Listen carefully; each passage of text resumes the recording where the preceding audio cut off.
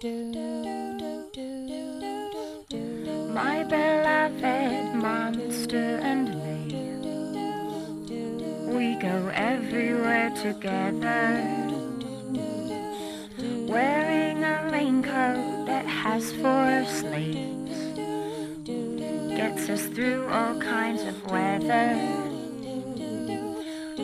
She will always be the only thing that comes between me and this awful sting that comes from living in a world that's so damn mean.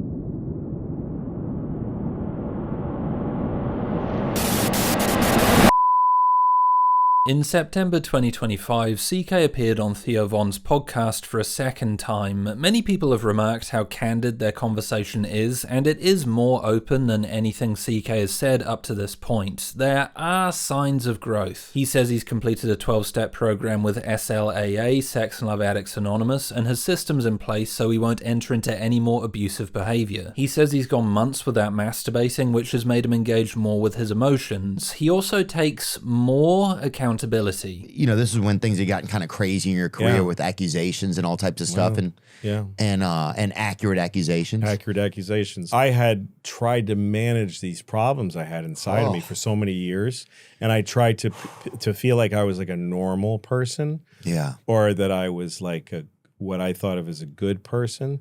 But I was doing shit in the background of my life that I was ashamed of. I was hurting other people and trying to tell myself I wasn't. I want to be careful how I talk about this interview because a lot of people responded to it positively, and CK is finally talking in a way that could actually help people. I have also been making this video series for close to 2 years. Any impartiality I once had is long gone. I may simply be too close to this subject and too aware of CK's patterns of behavior to see any of this in a positive light. It's important to acknowledge that. But beneath the tears and positive sentiments, the same themes and patterns emerge. He says the accusations are true, but makes sure to specify he always receives consent. Things on the edge like using another person, but you got their permission first. You're still using another person. You're not being with them, you're using them. Right. Just as a reminder, CK was accused by 5 women of sexual misconduct. Abby Shackner described CK masturbating over the phone, where there was clearly no consent. Julia Wolof also said CK didn't receive consent when he stripped naked and masturbated in front of her and Daneman Goodman in a hotel room in Aspen. So, CK is contesting what was written in the Times article, despite agreeing the accusations were accurate,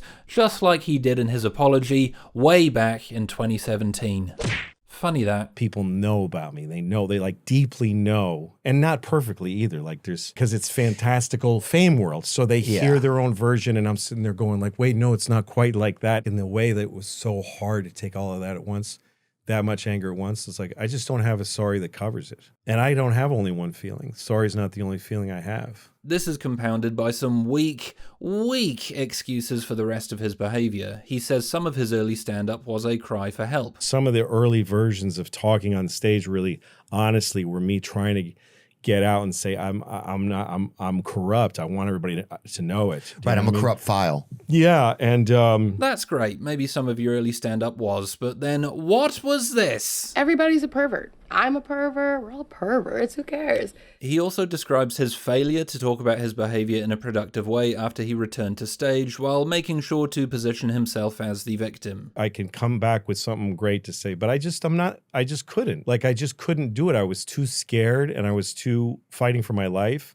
And also worried about other people in my life. Everything I say affects people that love me. I know that. Right. This is now the 3rd time in this video series CK has brought up his family to excuse his behavior. And like, I have daughters, and I was like, you're right, your daughters. Like, because my life was very precarious. Things were tough, and things were tough for my kids. And also worried about other people in my life. Everything I say affects people that love me. I know that. And it really does seem like CK brings up his kids when he wants to garner our sympathy and distract us from what he's actually saying, because let's just take a moment here. He's saying the reason he didn't talk about his misconduct in a constructive way when he returned to stage was because he wanted to protect his family? That doesn't make any sense at all. Let's remember, CK only waited 9 months before he started making random, unannounced drop-ins in comedy clubs around New York, where he immediately started performing routines about rape whistles and the Parkland school shooting. If CK was so concerned about his family's safety, maybe he would have taken a bit longer before he returned to stage, or thought a little harder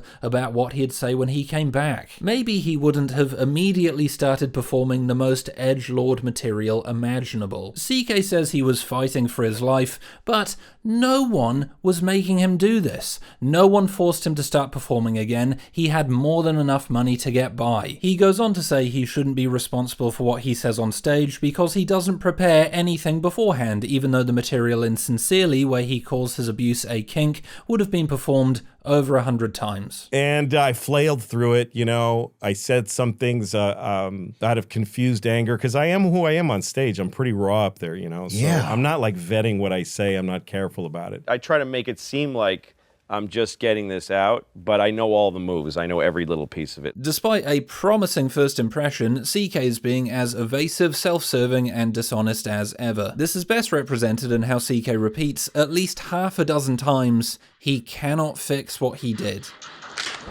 And I can't even fully fix it for some people. I just can't. I can't go around the world and fix that. I can't make people that are mad at me not mad at me anymore. I can't confront this thing on a global level because I'm not a globe. I'm one guy. And trying to live that way was what got me in trouble in the first place.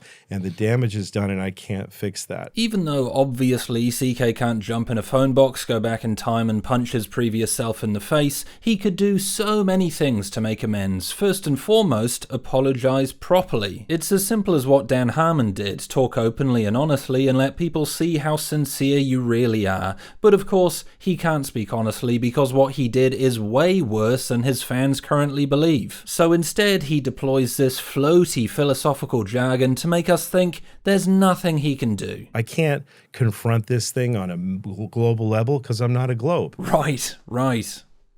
CK has just finished a global tour. He's released a global book and has another one on the way. The Not a Globe thing certainly doesn't apply to his career. It didn't stop him attending the Riyadh Comedy Festival. But when it comes to doing something that doesn't put money in his pocket or serve his image, that's where he draws the line. That's CK's gift. He says stuff that sounds deep and smart and you nod along and go, this guy has really figured it out. He's a big brain boy. But as soon as you start treating it with any skepticism, it falls apart. It's pseudo-philosophical fluff intended to make him sound like a genius, overwhelm the brains of the podcasters he's talking to, in this case the inquiring mind of Theo Von, and gaslight us into believing that he's really trying so hard, but he's not a globe. What are you gonna do? You could make a graph tracking the amount of abstract language CK uses in relation to the amount of bullshit he's trying to peddle. Where do you think that's headed? Like, it just can't, things that expand explode. Cool. The most infuriating bits are when he says all he can do is be a good man to the people around him, to shake one hand at a time, which sounds all noble, until you realize it's another way of saying, I'm not going to do anything. But what I can do is be a good man to my friends, on a one-to-one. I can shake one hand at a time. So we'll just have to take your word for it then. That's convenient. There are a few moments where CK gives the game away, and we can see what a self-absorbed egotist he really is. Take this insightful nugget, where in the wake of his cancellation he talks about wanting to fix not the damage he caused, not making up for his abuse, but his all-important reputation. And that had its own thing. Like, I kept thinking, I have to fix this. I have to fix this reputation. I have to go back to where people have at least a neutral feeling about me. And I realized I just can't. I really wish there was, like, I could have a simple kind of watershed where I can say just yes to everything that happened and I'm sorry. I really am. And I'm just trying to do better, and I don't think I can prove that to everybody because it's a private thing. This is infuriating. CK doesn't grasp that apologizing is a process, and wanting to say sorry and have a clean slate shows he is only interested in how apologizing serves him. He doesn't want to put in any of the work that comes with taking accountability, which is really the same as not wanting to apologize at all. If CK wants to earn back our trust, he doesn't have the right to hide behind his privacy when he stripped the women of theirs and still wants us to buy tickets to his show shows and buy his book, which is in the corner of the frame every time he opens his mouth. It's a bit tricky to buy this as a sincere owning of behaviour when it's also doubling up as a fucking press tour. I find the privacy line so irritating. CK is a public figure whose career is directly tethered to our perception of him. He doesn't get to pull out the privacy card when it comes to acts he committed. Let's remember, privacy is usually reserved for victims of harmful behaviour, not perpetrators. In the last part of the conversation, CK frames his abuse as an opportunity for growth and for him to move forward, while leaving the women behind. But when life throws a bomb in the middle of your life and you survive it, you are given this beautiful opportunity to see everything from another angle and go like, what is even breathing? And what happened that was terrible was okay. And it wasn't all terrible. Some of it was so beautiful. Because when you're exposed to the hardest part of life, you're also exposed to the most wonderful. So it's good. It's good. Let's get this straight. CK sexually abused people. For him to say what happened wasn't terrible but beautiful and he realizes it was okay is disgusting. He has no right to say this. Imagine hurting someone and when you get backlash, you respond by saying, "Don't worry, this was good for me. In fact, I can really see the beauty in it." What are you talking about? You could say CK isn't talking about the women but himself, but that's the whole point. CK is still fundamentally talking like a victim. He says he was exposed to the hardest part of life, which is not something an abuser who has reckoned with his own abuse would say. He would say what he made the women go through was far worse and focus on that instead of platforming his own spiritual journey. Narcissism can be hereditary. That's interesting. When life fucks it up for you, when it gets torn up, it's a relief. That's why I felt free, you know? Yeah, I mean, Louis and I, we would have hour-long conversations where we'd just talk about him. And I've had those too with Louis. Yeah. And then I'd be like, you know what that reminds me of? I gotta go, Dino. He heard the word I. The shameful thing is, when I first listened to this conversation, I got tricked all over again. I saw the tears and the supposed honesty and thought, he's done it. He's done enough. I actually wondered if I should even make this video series. Subconsciously, I still have so much goodwill towards CK that even the slightest sign of growth makes me want to throw all the evidence out the window and yell, "He's back!" But what has actually changed? Nothing. All the red flags are still here. They're just lying in a puddle of crocodile tears. Poor me. Some people might think I'm going a bit hard here. I should be kinder to CK because he's talking about his addiction and they emotionally responded to this conversation. But that's precisely why it's so aggravating. CK, more than any other moment since his cancellation, sounds like he's changed. He sounds sincere. There are multiple points where he gets emotional. And yes, on some level, I believe CK does feel sorry for what he's done. But he is also using what may be genuine emotions to continue lying through his teeth about his behaviour. He's hidden the truth within a lie, which makes the lie harder to see. To clarify, I'm not saying everything CK is doing is an intentional act of manipulation. A lot of it is probably subconscious. But the point stands that CK wouldn't be talking like this if he had done the work to acknowledge his behaviour properly. I mean, it's fucking shocking how much CK talks about himself. He is so wrapped up in how he has been impacted by his own actions, he can't see anyone else, except in the vaguest possible terms. Maybe this is a bit ruthless, but here are the 12 steps of SLAA. Yes, part of doing the program is about taking moral inventory, but another massive part is about accountability. What are sections 8 and 9, Louis? How are you getting on with those? It's not for me to decide how the people Louis harmed would like to be apologised to, but I would suggest he does something. Here are some suggestions, in no particular order. Apologise, properly, and publicly acknowledge you didn't get consent. Give some of your millions of dollars to the people you've harmed. Give some of your millions of dollars to make comedy a safer space for women. Speak to your fans. Tell them to leave the women alone and to stop trying to justify your behaviour. And maybe, stop talking like this. So I started working again. And then it was really hard because I lost a lot of friends for starting again. That's crazy to me. I used to react to all of this with a lot of anger and confusion, but I started to do psychedelic drug therapy and see that everyone was acting in their own needs and everyone is doing what they need to do. And life is really hard for everybody. It's really hard. And these times have been really hard for everybody. The thing that ripped my life in half had been ripping lives around all over the world. CK's answer implies he did nothing wrong. He says the reason people turned their backs on him, which is also not true, was because everyone was going through their own struggles that actually have nothing to do with him. It's also the same phrasing he used in his YMH interview in 2023. Life is really hard for everybody. It's really hard. And these times have been really hard for everybody. I mean, other people have gone through bad things. Yeah, of course. And it's been a hard bunch of years for everybody.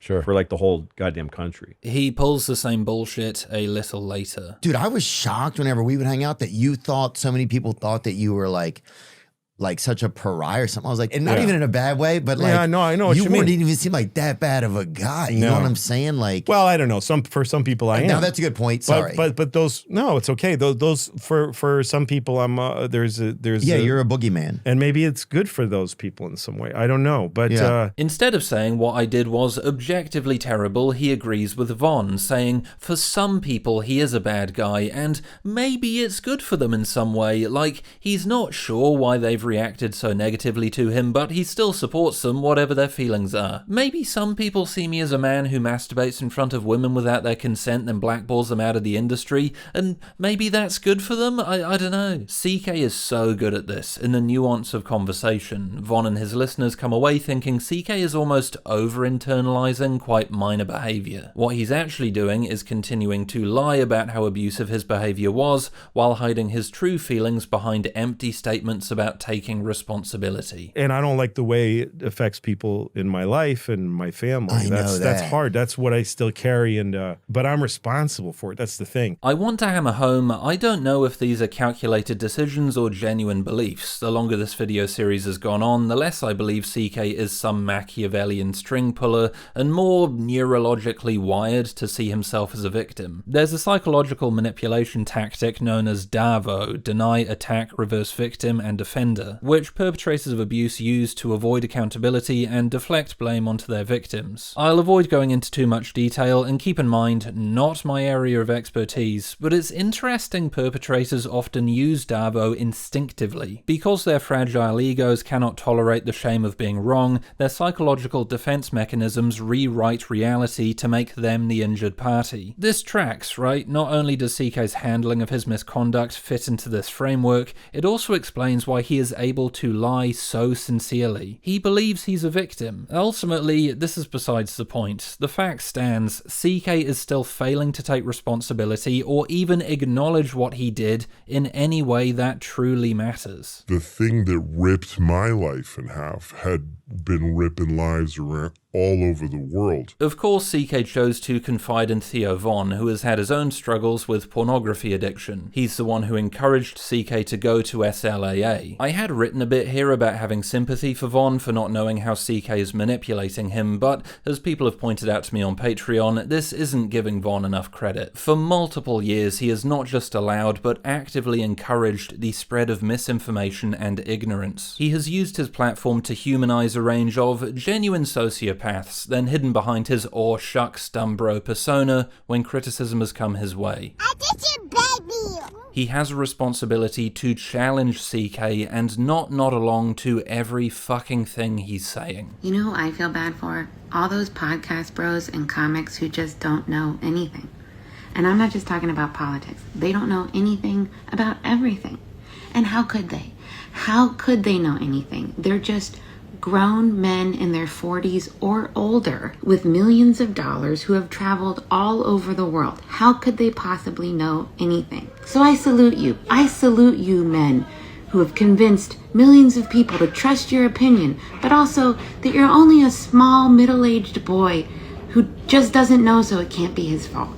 And I'm so glad that you finally get to a place in your life where you feel you have the time and the ability to make such magic like this, man. Thanks, bro. it's really cool. This conversation triggers conflicting feelings in me. Despite my anger, part of me feels this is progress and he's on the path to recovery. Him going to SLAA is not something I envisioned when I started this project. Maybe this could lead him to apologize for his abuse and talk about it as abuse. Maybe this could lead him to talk about the women properly and actually acknowledge the damage he wrought upon their careers and lives before and after his cancellation. I hope this is the case, but I have doubts. It's now been 8 years since CK's cancellation, and I'm still unsure if he has made any meaningful growth. He's using the same excuses he made in his apology, despite insisting he's taking responsibility. All his language and phrasing suggests the opposite. Is he muddying the waters by linking his abusive actions with his struggles with addiction when they are totally separate things? Is going to SLAA and talking about it here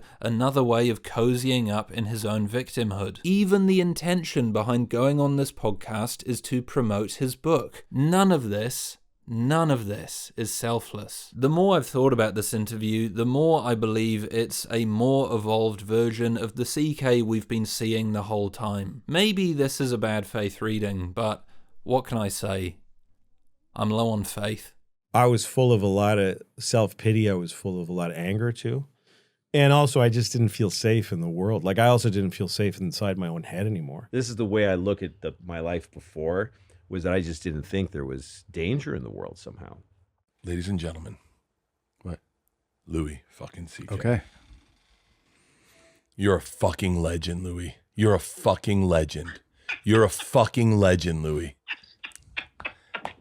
Hey, you're on the podcast with me and Tom right now. The first time I called CK out was in a video about Shane Gillis in 2024. CK was Gillis's hero. It was important to talk about the influence he had on Gillis's delivery. This was the first time I'd be talking about CK in detail since his cancellation. I wasn't sure what to do. The idea of not mentioning what he didn't sit right. Equally, I was worried about the backlash if I said something. After a lot of thought and conversation with my girlfriend, who really made me question what I was doing, I added a section saying I didn't feel comfortable talking about CK without acknowledging his behavior, and I would no longer be supporting him on the channel. The reaction was crazy. I had, I think, thousands of comments calling me gay, saying I was virtue signaling and pandering to the majority. But not to state the glaringly obvious, what majority? Although the jury's still out on how WRLD will impact his career, this is me from the future.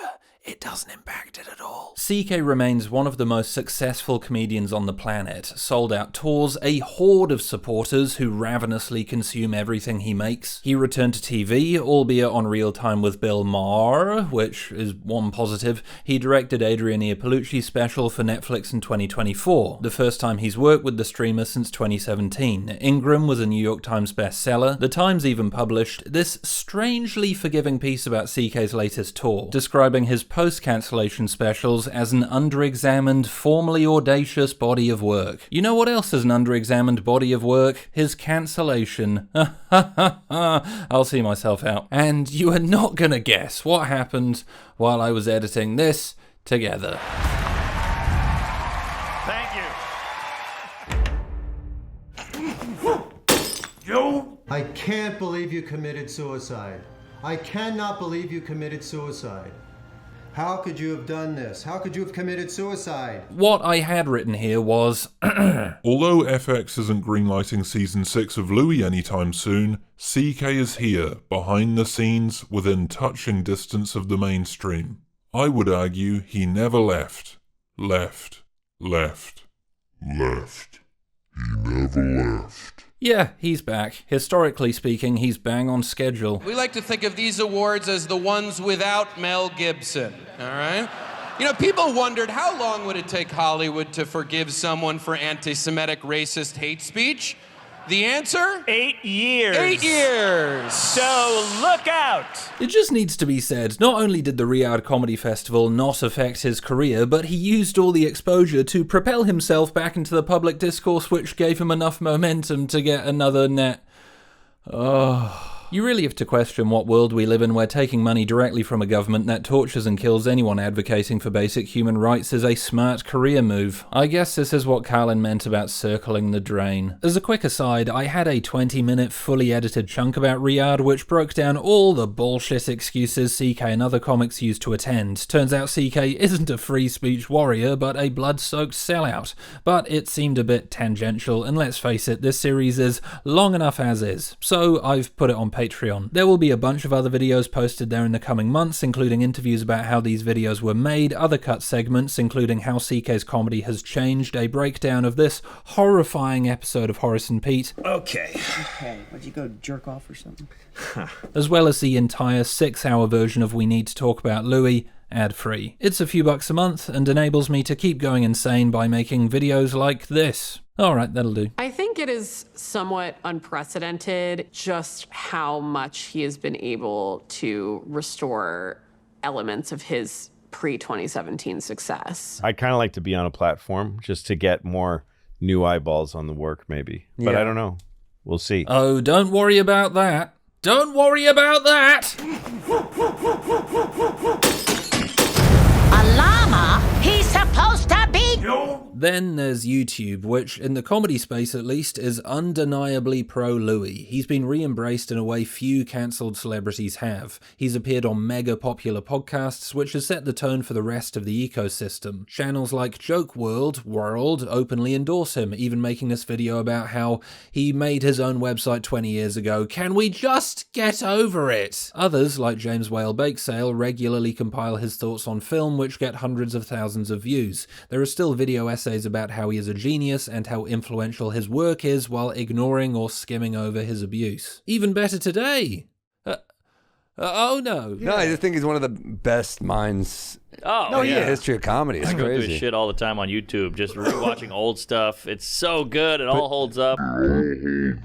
I have seen 0 videos in this space calling him out or talking about what he did in a constructive way, which is a problem. Just because CK has been reaccepted on YouTube doesn't mean he should be, especially when so many people continue to get the basic facts of his misconduct wrong. With this in mind, I can't believe I'm doing this. It's time to start a bit of YouTube beef. It's time to talk about podcast cringe. Over my research, I found several video essays about CK's cancellation that give an insight into how his fans see him. I've gone back and forth about including them because it feels a bit mean and they're only a symptom of the larger problem. But if things are going to change, we've got to call bullshit. So, let's talk about the worst video essay I've ever seen. Let's talk about Louis CK, Legend or Creep.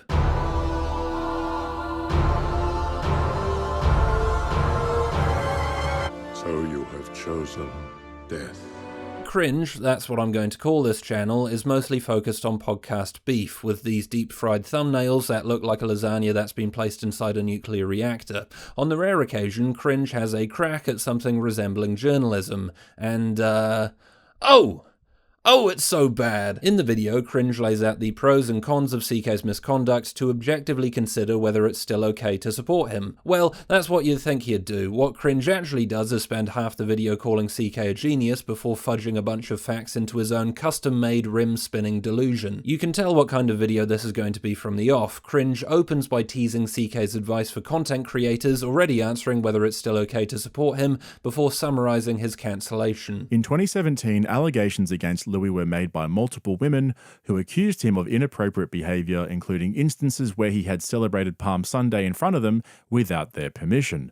The accusers included fellow female comedians, several of which he employed, and even though some of them had actually agreed to watch him visit the safety deposit box, the Me Too movement was so strong at the time thanks to Harvey Weinstein that the main concern wasn't what he actually did, but that those women who were involved felt compelled to agree to watch him cuff the carrot. Immediately, there are several what the fucks. Cringe relabels sexual misconduct as inappropriate behavior and consent into permission before making the first of many basic errors about the article. He says CK employed several of the women, which is wrong. He worked alongside or above them. Cringe also makes a series of shitty euphemisms. These jokes continue relentlessly throughout the video. They are shit. I hate them. I don't know if they're there's ever been a more obvious example of turning sexual abuse into a joke, so congrats on that. As we progress, keep in mind how much time and effort Cringe put into coming up with fun synonyms for jacking off while applying none of that rigor to the actual video. I'll come back to these details towards the end because information subsequently came out that showed things weren't exactly as they seemed. No kidding. Information? Oh, interesting. I haven't found... Oh, it's not the fucking Rogan. It's not the fucking Rogan clip. It becomes obvious Cringe hasn't read the article. He says some of the incidents dated back to the early 2000s, which is wrong. All of them dated back to the early 2000s, one to the late 90s. He also clearly has CK bias. When given context of CK's cancellation, Cringe doesn't quote anything directly from the Times or provide any detail on each of the allegations, probably because it would make CK's behaviour look a hell of a lot worse and his stupid jokes tone deaf and misogynistic. He does, however, read large portions of CK's apology verbatim, focusing on the parts that sound most sincere. He then lists all the things CK lost, down to his voice acting role in Gravity Falls. Seriously, it's like he's his accountant or something, while a few poorly framed images of CK zoom in, slowly and sadly, because he's the victim. Not to knock a fellow video editor, but this is shit. Woofed. $35 million. That's a lot of money, huh? But we have to remember, Louis was never arrested or charged with a crime as a result of paddling his pink canoe. It was the classic trial by media followed by the commensurate virtue signaling cancellation that follows. It's gobsmacking how casually Cringe says this. He doesn't say this is his opinion, it's objective fact. CK didn't commit a crime and anyone who thought he deserved to be cancelled is a virtue signaling Me Too woke moron. After making the blanket statement to end all blanket statements, Cringe bails on the video to spend the next 13 minutes, nearly half the fucking video, calling CK a genius comparable to Mr. Beast. What, because they both committed workplace abuse? No, because CK made his own website 20 fucking... Can we please just drop it? And that's why Louis CK is a low-key genius. The guy gets it. He understands that you can't rely on an extended ecosystem to get that traction. What you need to do is create good content that your fans love and just focus on that. Like Mr. Beast does. This leaves the last 6-ish minutes of a 28-minute video dedicated to Cringe's analysis. More than enough time to reach a balanced conclusion. What wisdom shall almighty Cringe impart? Now, what Louis did was creepy. I mean, it's not a normal thing to randomly start burping the worm in front of other people. But having said that, I don't actually think Louis is a creep. And the reason why is that he's almost completely harmless. There's a difference between doing something creepy and being a full-blown creep. Right, here we go. I'm gonna need to keep my anger in check for this bit, but Jesus fucking Christ, what the fucking fuck? The hoops Cringe is jumping through. What CK did was creepy, but that doesn't mean he's a creep. Isn't that the definition of being a creep? Also, he's not a creep, he's a sexual misconducting abuser. Also, harmless? Where do you get that from? The women's testimony, CK himself, or your own wild assumptions? Although I must say, it sure is refreshing to listen to a man with zero evidence speak with authority on the sexual abuse experienced by women. I wonder how Cringe would feel if CK masturbated in front of him without consent. Delighted, no doubt. Let me put it to you another way, and I'm going to go kind of deep here, so bear with me. I've obviously thought about this a little too much. Don't worry, I'm aware.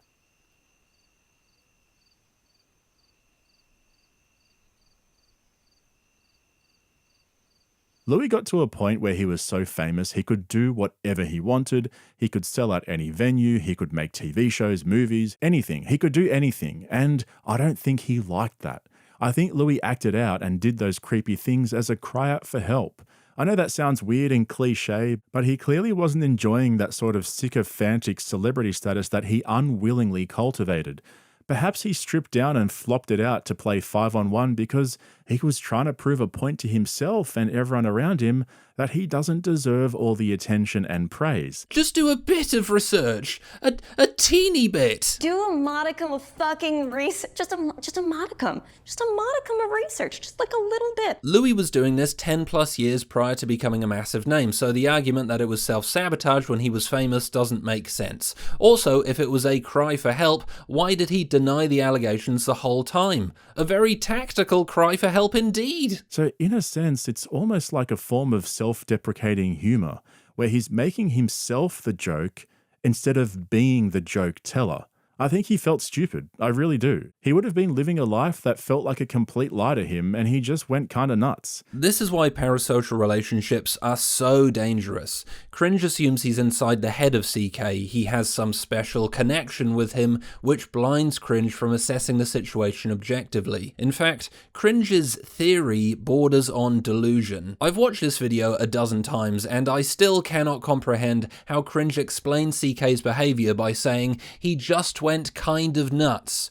Damn! Thanks for that analysis! He just went kind of nuts repeatedly over an 8-year period, especially with the women on the Chris Rock show. He consistently went nuts over and over while his wife and child were at home. Someone should tell CK's lawyer. If this ever goes to trial, at least he can plead insanity. Cringe's theory that CK wanted to be seen as the joke teller is aggressively incorrect. I would argue it's the exact opposite. But even if it was, how would that make it okay? Cringe may not realise it, but he is hardcore victim blaming. He's saying it's the women's fault for misreading CK's behaviour as abuse, when it was really a sad joke by a man crying out in pain. This mocks not only the testimony of the women, but how we treat victims of sexual abuse in general. I'm also not trying to justify what he did, because I do think it's inappropriate and corny. Even by Cringe's insanely low bar, this is fucked.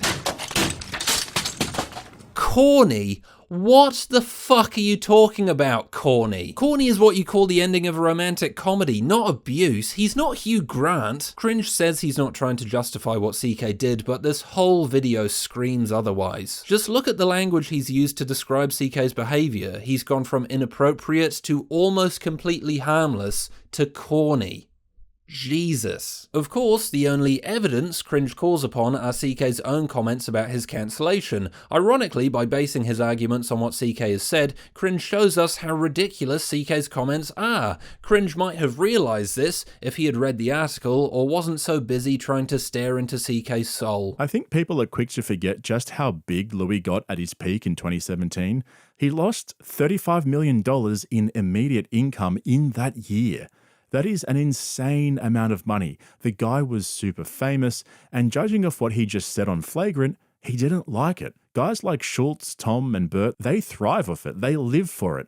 But for Louis, it seemed like it all got a bit too much for him. This is the third time Cringe has referenced CK losing $35 million, even though he still had another 17 mil spare in that year alone. Actually, fuck it, let's settle this debate. Louis CK went on Two Bears and implied that during his cancellation, he only had $1 million.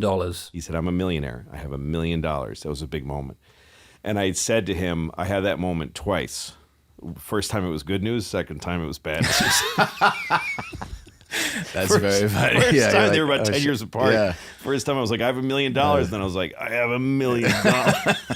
Here's the thing. Louis CK lies. See part 2 for details. Even if he only had $1 million in cash, he had tens of millions in assets. These are just a few of the properties he kept a hold of during his cancellation. A New York City townhouse, which he sold for $8.5 million in 2022. A village apartment, $1.8 million in 2022. A downtown apartment, $2.3 million in 2025. His Shelter Island mansion, which, fun fact, used to be owned by President Theodore Roosevelt, $4.3 million 2025, and well below asking. Next time you want to tell us how CK has suffered by pointing to his bank account, consider how much money he still has, the opportunities he still gets, and the audience he continues to pull in. Then think about the opportunities he took away from the women he abused. Losing money isn't suffering for someone this wealthy. I bought a fucking yacht, like a, Sure. Like now The I one look from down on Comedians it. and Cars. Yeah, I bought that kind of fast. I bought it with one show. That's the way I thought back then. What's I something bought like a that, Porsche. Ryan? I still have. It's my one car. I still You have have the one car car. I bought. That's it. You just have a Porsche. Well, no, I have other. Yeah, I got it. I got a Land Rover and a Jeep. There you go. Yeah. I bought that with my first show that I sold out. That was like a ton of money. It's great. I just went and bought a Porsche with that one show, and I bought a yacht with that one show. I need to make jokes because I need an income.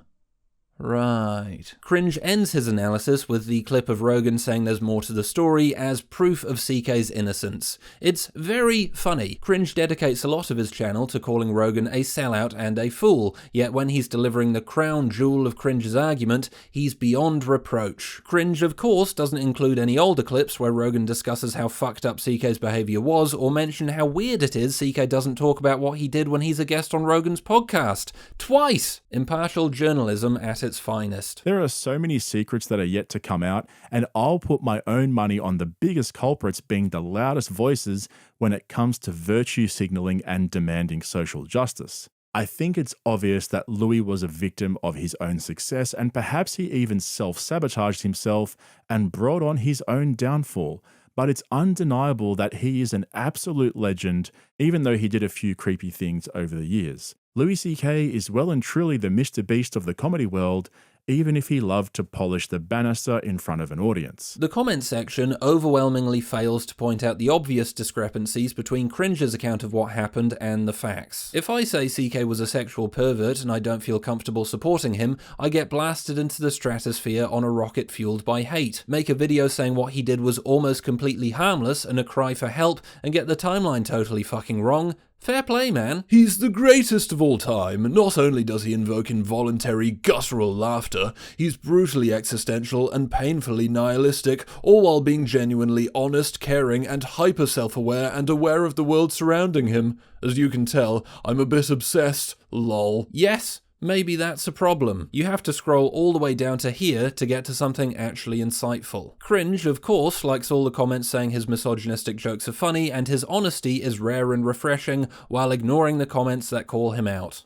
Classic! I don't mean to have a crack at Cringe here. I do. Of course I do. You're making a video for hundreds of thousands of people and you can't read the original article. Are you actually Joe Rogan? But the reason I'm so angry is because I'm angry with myself. I had a parasocial relationship with CK. I made these leaps of judgment. Sure, I didn't voice my beliefs this obnoxiously. In fairness to me, when I did explore CK's misconduct, I made a 5-part research-based video series, whereas Cringe shat out a 6-minute hot take accompanied by 22 minutes of softcore porn sucking CK off, but this is what I believed. And watching this video now makes me deeply ashamed of who I was and aligned myself with. I think the reason I made what I made and Cringe made what he made isn't a difference in morality or intelligence, but luck. It's important to acknowledge I'm in a relationship with someone who's had first-hand experience of the power imbalance of abusive men. I doubt how well I would have confronted my feelings towards Louis, if at all, if she hadn't been here to help me navigate the messiness of my internalized misogyny. Even now, I feel strangely guilty admitting to that. I got a comment on the Shane Gillis video saying, "Did your girlfriend write that Louis CK part? That shit was so lame."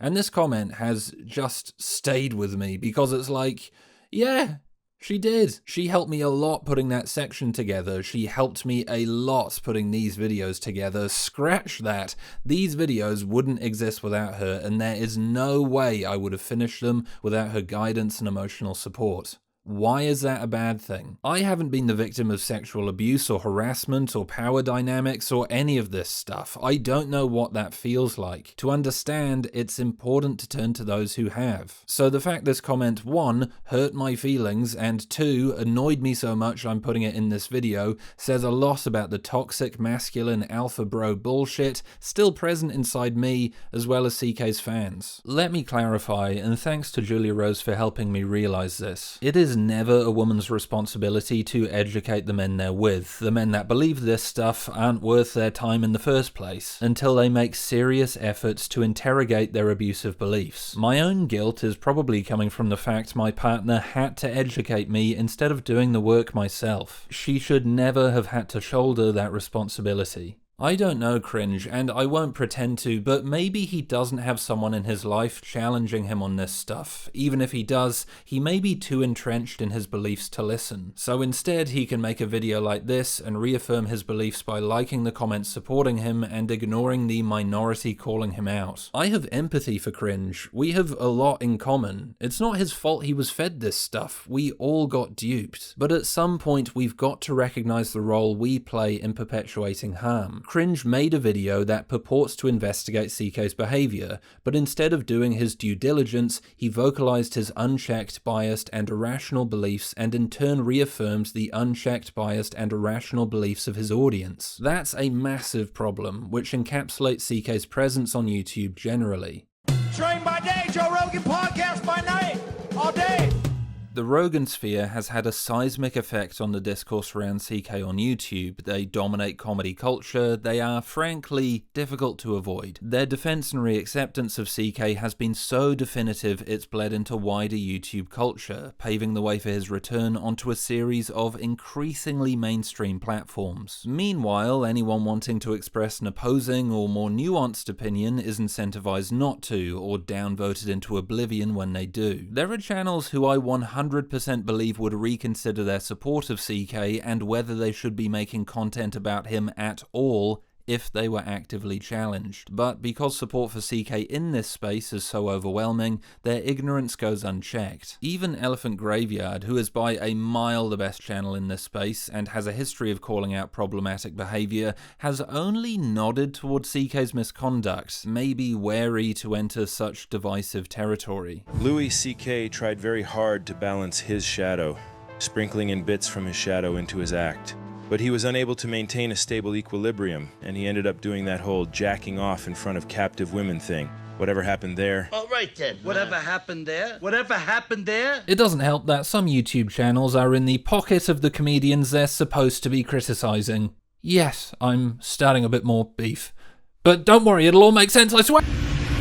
What's the deal with airplane peanuts? Joke World presents itself as a news hub for all things comedy, and while that is part of what they do, they devote most of their time to making content for and about the Rogan sphere. They have amassed a huge following, making endless compilations and video essays. The introductory video on their channel is literally Tom Segura shouting them out. Joke World? That's who did That's it? At amazing. Joke World. And the world is WRLD. Did I say video essays? I meant promotional content. This one's a classic. A lot of their videos have titles like The Truth About Tom Segura's New Show or The Mark Normand Paradox, which implies you'll be watching something opinionated and interesting. You know, a video essay. Then you click on it and it's a 7-minute puff piece promoting their latest project with an interview thrown in for good measure. Oh, I forgot to mention, they regularly interview these comics. Are you beginning to see a conflict of interest? If you want a taster of what these videos are like, have a look at Louis CK's Big Return, one of a string of videos Joke World released around the time of CK's show at Madison Square Garden. Over 5.5 minutes, Joke World plugs the event relentlessly. There's no analysis, no insights, just one massive ad.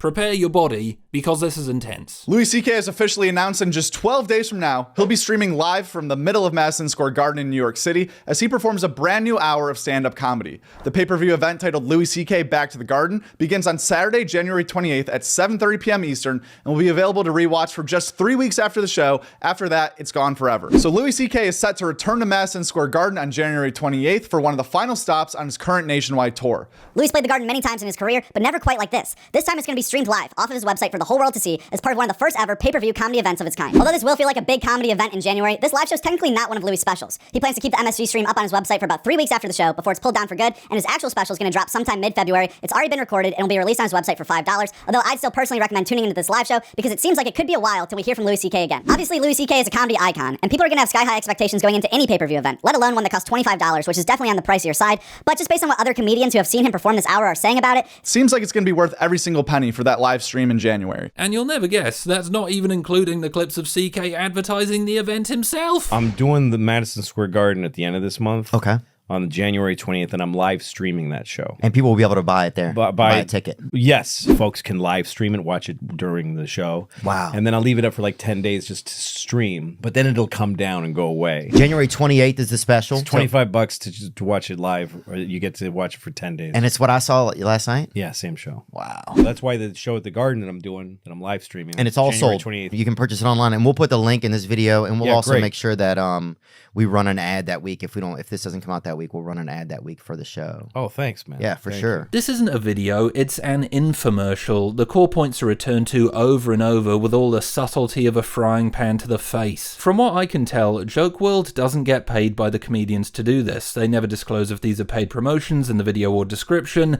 This is just what they do. They promote these comedians for free, use their names to get views, and hope somewhere down the line the comedians will come to them directly to promote their stuff, which Joke World can use to get more views, blah blah blah. If you can't tell, I went down the rabbit hole. I watched dozens of Joke World's videos. I currently have several pages of notes analysing their philosophy on comedy before I realised irrelevant to this discussion.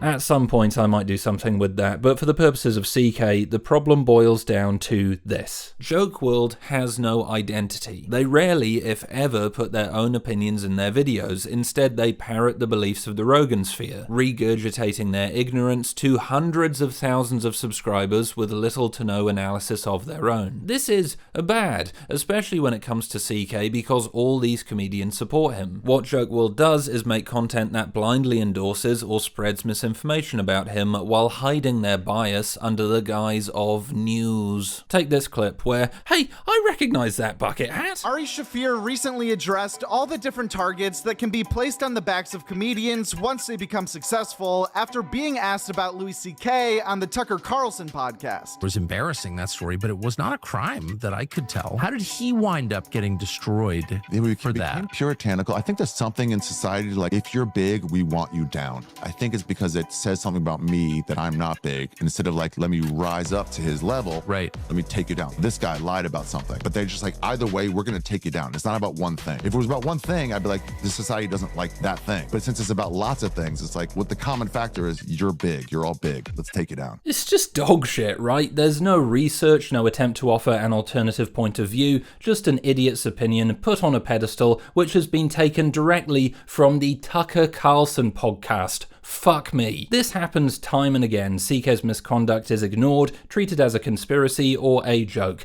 Instead of saying any of this directly, Joke World uses clips of the comedians to make their point for him. Well, FX took my series off. I don't know why. What the fuck? It's so weird. It was really successful. Yeah. And then they just made an arbitrary decision. That's weird. This is all compounded by the sheer amount of content Joke World produces. It is a factory pumping out low-effort clickbait to flood the algorithm. CK constantly appears in thumbnails and compilations, and oh my god, there are so many shorts about him. Worst of all is how Joke World presents all this like some impartial journalist, disguising how biased and uninformed his content is. Welcome back to the Joke World Comedy Update. Every single Monday, bringing you all the comedy news that you need to know from your favorite comedians and your favorite podcasts. Anything happening in the comedy world, all on one YouTube channel. So if you haven't already joined this community of like-minded comedy fans, consider this your official invitation into the club. The point of this video is not to cast any personal judgments. This is just the comedy news reporting the facts. Joke World has dedicated their channel to talking about and promoting these comedians. It seems like a mutually beneficial relationship. Joke World promotes their stuff and in return can use their content to boost his channel, but this has completely compromised their ability to report the news objectively. Joke World got into bed with these idiots, and their channel is now effectively a marketing team for shit comedians, giving credibility to the Rogan sphere and spreading their conspiratorial, delusional beliefs, while either ignoring or twisting the criticisms directed against them. Joke World can pretend he's reporting the facts, but he is endorsing these comedians. In doing so, he is contributing to a culture of ignorance that not only normalizes CK's behavior and presence on this platform, but the Rogan sphere at large. This isn't a news channel, it's the soulless propaganda of a gormless volunteer. A show at the Garden is definitely superficially, like it's, you know, the 19,000 people. Yeah. And it's Madison Square Garden, and Ali fought Frazier there. I saw, you know, AC/DC there when I was quite young, and Led Zeppelin I never saw there, but that's where they played. That's where their concert film takes place. Yeah, that place touches a lot of, you know, sure. It feels like a pinnacle. Shut up! Shut up! Shut up!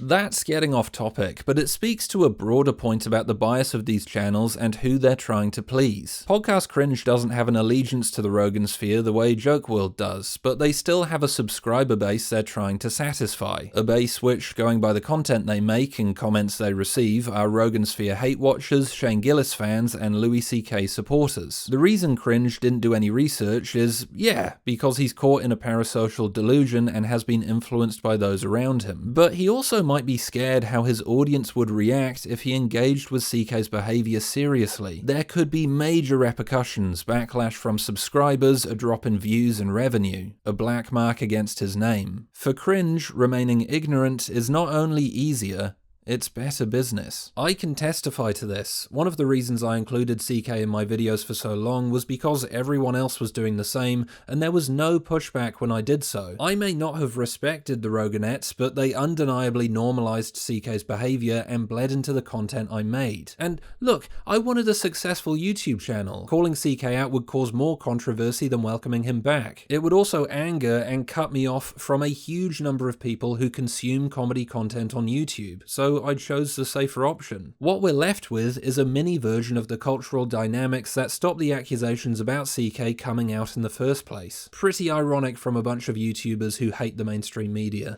Oi! What are you doing? What am I doing? What are you doing, you stupid moron? Fuck off. You fuck off!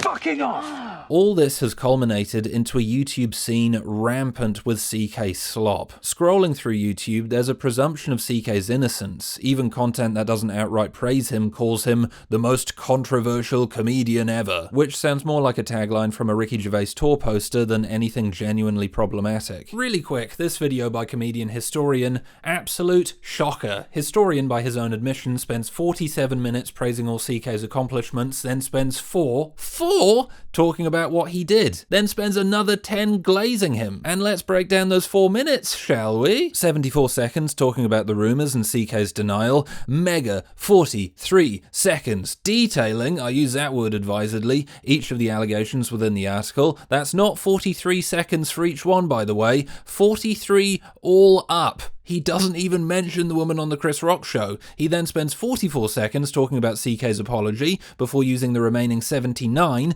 the largest part of a 4-minute section of a 62-minute glaze piece detailing all the things Louis lost. Yeah. Sounds about right. Louis started to suffer very harsh repercussions. In 2018, Louis stated that the fallout for the scandal had taken him through hell and back, and that he had lost approximately $35 million. The funniest bit is when he talks about the bias of media articles written about CK's leaked set, without considering maybe he has a tiny bias of his own. This report is quite biased because I've listened to the leak set, and it is quite literally the first thing that comes out of his mouth when the performance starts. So, what kind of a year did you guys have? I bet none of you had the same year that I had. I bet not a single one of you. I know he doesn't mention it specifically, but it's tongue-in-cheek, clearly. Yeah, he really tackles it head-on. It's also worth saying, this video is so shoddily made. It's basically the same 4 pieces of CK B-roll used over and over, while Historian reads Wikipedia at you. That would explain why they don't mention the woman from the Chris Rock show, because they don't appear in CK's Wikipedia. Where did you get your history degree? The bin. If you still weren't sure where Historian's bread was buttered, 4 months later he makes the video, The Shocking Way Louis CK Became a Legend, puts him in a ton of shorts, makes a compilation of his funniest moments of all time, nice AI thumbnail, names him the 2nd best comic working today and the 3rd best of all time. Both lists are comprised entirely of straight men, by the way, 18 of whom are white, and the others are Patrice O'Neal and Dave Chappelle. Stop using AI in your thumbnails, that doesn't look like Shane Gillis, that looks like my swimming instructor. Now, unlike Bill Cosby, Harvey Weinstein, or R. Kelly, Louis CK didn't technically break the law because even though it is an incredibly strange request, Louis did ask for permission before he proceeded with his actions and never forced anyone to do anything. Oh, that's classic. You don't have to patronize me. Okay. I haven't even mentioned the frankly staggering number of channels dedicated to reposting his stand-up and interviews. There are so many of these. Comedy Stan Classic has 100k subscribers with these sloppy compilations. Look at all of it. Comedy King CK has amassed nearly 500,000 subscribers by swamping the feed with endless CK mush. They all look like this, poorly rotoscoped versions of CK performing bits, gathering a few or a few 100,000 views at a time. This one, by Stranger Bible Comedy, looks like a video essay, but it's CK stand-up stapled together like some soulless Frankenstein. Louis, if you are watching, maybe you want to take some of these down, although this one does leave a link to your book in the description, so It's a fucking cesspit, giving CK diehards a place to congregate and commiserate each other about his cancellation. Meanwhile, all the videos taking his misconduct seriously are left to rot, buried in the tornado of noise. What would a young comedy fan who hasn't heard of CK before, or someone who is on the fence about his behaviour, take from all this? What would they assume from the endless compilations, video essays, stand-up clips, podcast appearances, and video after video with a crown on his head? What would they think when Bobby Lee and Andrew Santino end CK's appearance on Bad Friends by saying what an unbelievable honour it was to have him on the podcast? Or subscribing to Joke World for their comedy news and watching a short titled Why Following Louis CK is Not as Hard as You Think? Would they question their support? Or follow the herd? Go ahead, do your gay bit. Do your little. I forget it. No, do your sense. No, I just think I'm just a huge fan, dude. Thanks. I really am. Thanks, I just think you're so great, and just having you on here was just a fucking great. Thanks, man. Dude, why can't I? Yeah, dude, he's the best living comic. Yeah. Okay, why Shut can't the I? fuck up. This project has been my way of trying to rebalance the scales, to make criticising CK more safe and normal. I hope it encourages others to challenge the dialogue around CK on YouTube, because the way things are now is fucked. YouTube is no longer a wild west of cat videos and Bo Burnham, it is a vital part of the media landscape. His re-acceptance on this platform is enabling him to worm his way back to a position he has neither earned nor deserved. So, no, I don't think CK should be welcomed onto virtually every mainstream comedy podcast like the Messiah returning from the wilderness, nor do I think channels who make content about him shouldn't be criticised, because talking about him without seriously considering all the damage he's caused is allowing so many people to forget or diminish what he did. So when Joke World makes a video like this, call them out. When James Whale Bake Sale makes cursed content like this, I mean, what the fuck? Say something. These channels need to be aware not just of what they're saying, but how many people they are alienating, dismissing, invalidating, and marginalizing when they do so. At this point, James Whale Bake Sale might as well make a compilation of Chris D'Elia's thoughts on Hannah Montana or Roman Polanski's musings on Dora the Explorer. It's no fucking wonder the comedy world is so male-dominated. Look at the space we're creating. To podcast Cringe, if you want to give your personal opinion on CK, fine, great actually, but do your due diligence instead of spreading misinformation that could have been avoided by the most cursory glance at the article. You want to think you know CK? Join the club. You don't. You have a responsibility to be better. Please be better.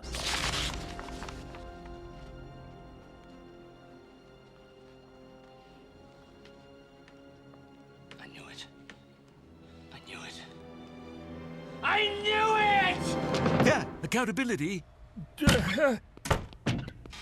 We've held people discussing CK to account, but what about those who were either told about CK's behaviour or had more than enough information to put two and two together? There's a Guardian article about CK's friends ignoring the warning signs, and I agree. Jon Stewart said after CK's cancellation he didn't know. I didn't know. What if I did?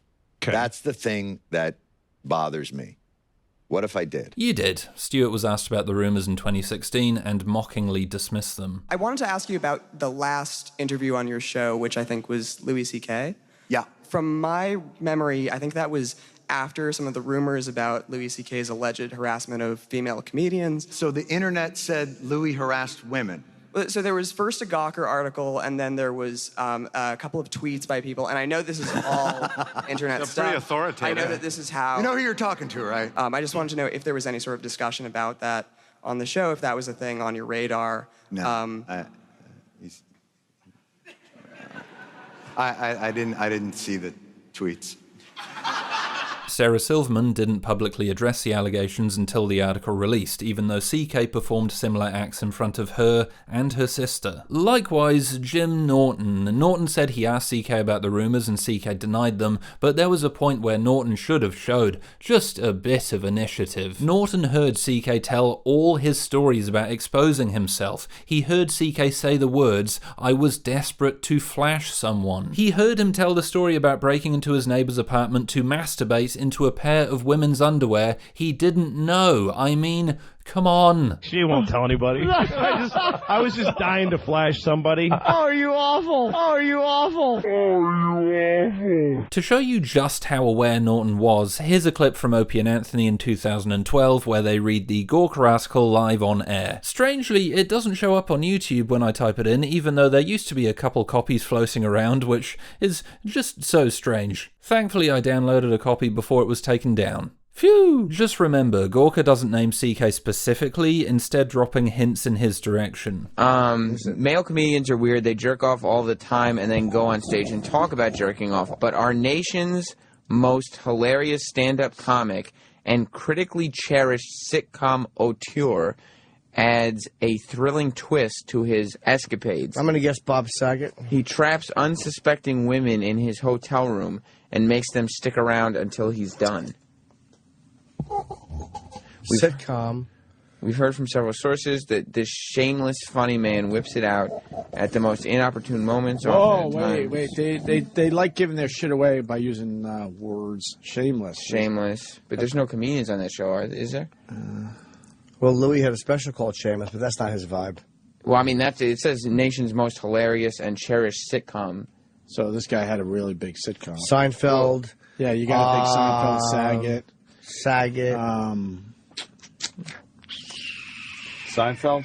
No, not Seinfeld. I think that they're pointing to Louis. Yeah. I don't think it's his vibe. I think based on how we know him, I No. don't think that's him at all. It's not a sitcom. It's Louis. But that's not really considered a sitcom. Yeah, I mean, I also Lucky Louie, and this new one, yeah. But I don't think it's Louis. It says critically cherished, and that's what it is. Yeah, it's a sitcom critically cherished. Beloved? No, I don't think that's Louis C.K. And nation's most hilarious stand-up is what every website. Yeah, But I don't. It just Louis. I never struck me as that. Well, vibe. that's just it. It's the surprising thing that you don't know about. And they said, shameless, funny man. Yeah, the word shameless. But when that is pretty telling right when there. I hear sitcom, though, I think more like. All right, I'm just going to go on record and say it's Louis. I hope it's Louis. Critically cherished sitcom. I don't think I could love him anymore. I'm putting a name to it, Louis C.K. Listen to how hard Norton defends CK. He immediately dismisses the possibility it could be him, repeatedly saying it's not his vibe. It's almost funny listening to Norton fumble around, pretending he doesn't know exactly who it is. Only when his co-hosts agree it's clearly Louis does Norton fold, at which point he turns the whole thing into a joke. That brings us nicely to the insane levels of misogyny and victim blaming going on in this segment, primarily by Norton. The comedian stood in front of the door, blocking their way with his body until he was done. Good boy. I've used a lot of clips of Opie and Anthony throughout this series, and I've held my tongue commenting on them, but Jesus Christ, what a sewer. It's crazy to consider the cultural impact of shows like this, the language and behaviour it normalised. I mean, they're priming their audience to dismiss the allegations 5 years before they were published. God only knows what else is hiding in their vault. One of the ladies was so shaken by the episode that she complained to the festival's organizers about the comedian's behavior. Fucking bitches. She wasn't shook up. All he wanted to do is pull his dick out and not let you out of the room, you fucking whore. I'm down. Do your act. You weren't shook up. Do your act on the balcony while he comes. So they're trying to Be on it. They're trying to knock him down lately, huh?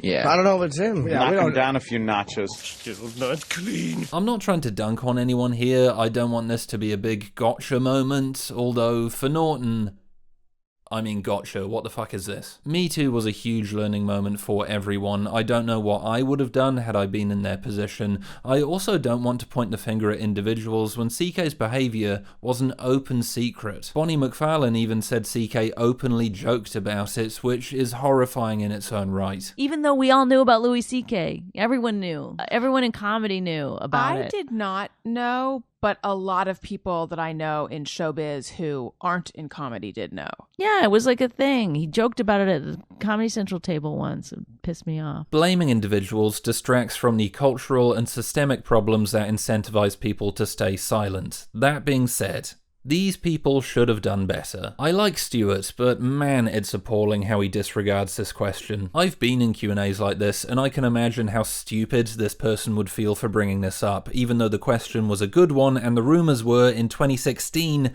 very well known. Reactions like Stuart's, this giggling dismissal, are part of the problem. I didn't see the tweets. Stuart later said after this interview someone from his team did a bit of digging, but you have to wonder how much digging was actually done to come to such a definitive answer. Digging around in it, and finding that some people had done, it was hard, but we were all assured, like, no.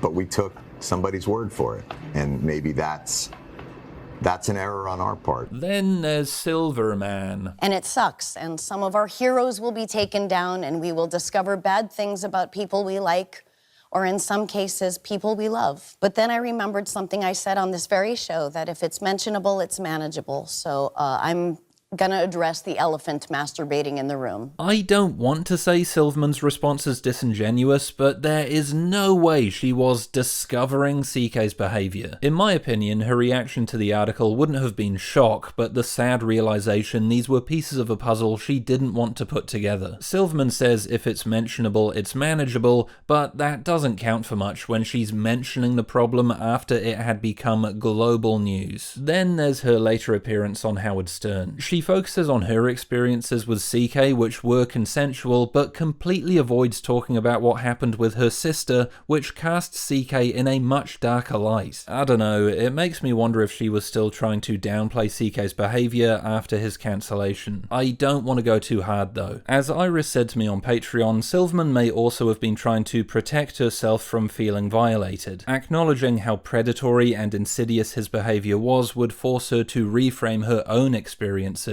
which is difficult to process. I'm not making excuses for him. Please don't take this that way.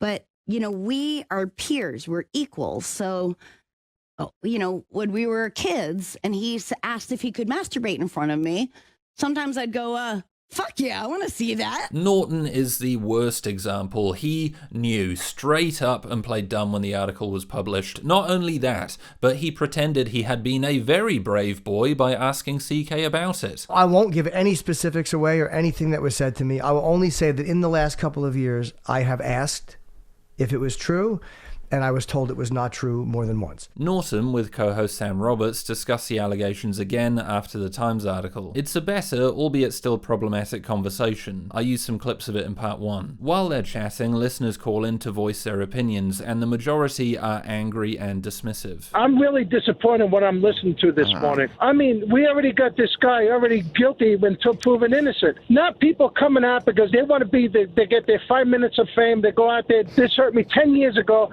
Now you ruined this poor guy's fucking career. Hold on, Mike. I really have a problem with the New York Times article, and obviously I'm a big Louis fan. The way I look at it, there are really 4 incidents that they're reporting on, and I really think that only one of those incidents is arguably problematic, and that's the one in the hotel room. Or why don't these female comics do what you did, is when Louis C.K. whipped his dick out and started jerking off, you just suck it. You know, as a woman that works around a lot of men and have been put in situations my whole life, I don't understand why some of these women just don't leave. Norton and Roberts have to keep pushing back against what the listeners are saying, which is good, but also, what did you expect? You have been spoon-feeding your audience misogyny and making a joke of sexual abuse for years. But when there are actual stakes, real consequences for what you're saying, you turn on your empathy gland, turn down the misogyny dial, and tell your audience to do the same? It just reads as so cowardly. I know I said we shouldn't put blame on individuals, but Norton in particular should be criticised for this. He needs to condemn what he said, he needs to acknowledge his awareness of CK's behaviour, and do his part to fight back against a culture he played a role in creating. There was never a name to it, and I had heard about two women. I didn't hear that it was a comedy team. I had heard that it was 2 women, but I never heard it mentioned in a menacing, and this is years ago. Gawker has a tweet that says, which beloved comedian likes to force female comics to watch him jerk off? Wow, which guy would love to pull that off? Jim Norton. To put it simply, if Stewart, Silverman, or Norton spoke up, it would have added validity to the allegations and resulted in the investigation occurring sooner. It would have also added more bodies to the front line, meaning the women wouldn't be so alone when the article released. I understand the conflict of speaking out against a friend and the backlash it would generate, but at some point you have to stick your head above the parapet. How we create a culture that makes it acceptable for people to speak out against abuse is beyond the scope of this video. The problems are far more complicated than I am capable of addressing. But I will say the bar for what is required for someone to speak out needs to be way lower. These people, in my opinion, had enough information to do something. By not doing anything, you are prioritizing your comfort over victims of sexual physical violence. Your inaction reveals your position. More than anything, we need to admit there were warning signs. This didn't happen out of the blue, nobody was shocked. The people that say they were are lying or were so uncritical of their friend they couldn't see what was right in front of their faces. It needs to be okay to admit we should have done better, in the hopes we don't make the same mistakes again. I want to know who that is. Sounds like they're pointing to Louis. I'm only thinking that because of the word shameless. Yeah, I thought of it when they said nation's most hilarious stand-up comic and critically cherished sitcom. Plus, Hilarious was the name of his other special. Well, maybe.